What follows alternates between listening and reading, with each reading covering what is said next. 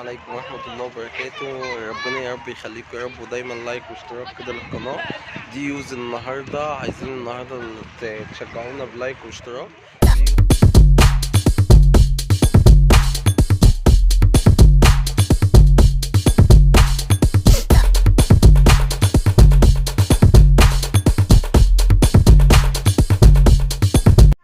السلام عليكم ورحمة الله وبركاته. النهاردة بقى فيديو جامد جدا هنوريكم النهاردة.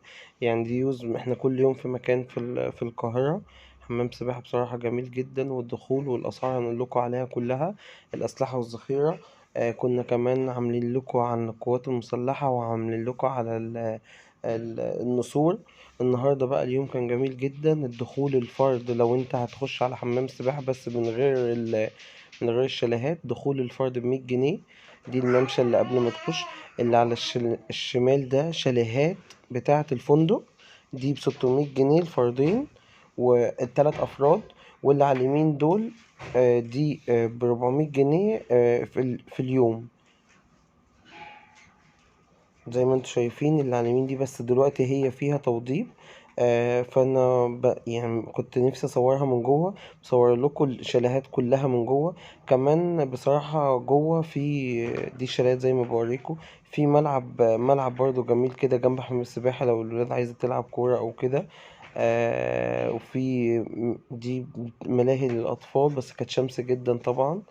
اليوم هناك بس وحشته اللي هو من 10 للساعة 3. فدي برضو حاجة، برضو الناس بتبقى تحب تقضي اليوم كله. على عكس في أماكن تانية بتبقى طول اليوم. ده صورة لحمام السباحة من فوق، ودي صورتي قلت عشان تعملوا لي لايك واشتراك كده وتشجعونا.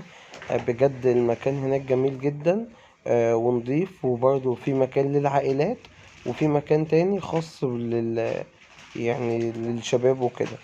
في أماكن تانية ما بيبقاش فيها شباب، في أماكن تانية بتبقى عائلات بس.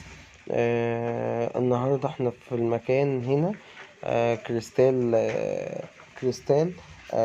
طبعا الناس اللي عايز تعرف العنوان، هو على صلاح سالم قدام مسجد الرحمن الرحيم على طول. في برضو جوه طبعا الحلويات الشرقي عندهم جميل جدا، وفي بوفيه، وفي قاعات أفراح. طبعا أشهر قاعة أفراح قصر الشوق وقاعة فرحتي. محدش بقى ينسى اللايك والاشتراك. طبعا برضو بنعيد عليكم الاسعار تاني عشان عارف اللي في ناس بتبقى عايزه تعرف الاسعار بالتفصيل. الدخول الحمام السباحه والدار نفسه ب105. لو انت داخل الدار بس، الدار من غير حمام السباحه بتدفع 10 جنيه دخول بس. دخول الدار وحمام السباحه ب105. وده حمام سباحه صغير زي ما انتم شايفين اللي على اليمين ده بتاع الكيدز اريا. برضو هنوريكم برضو الغرف دلوقتي.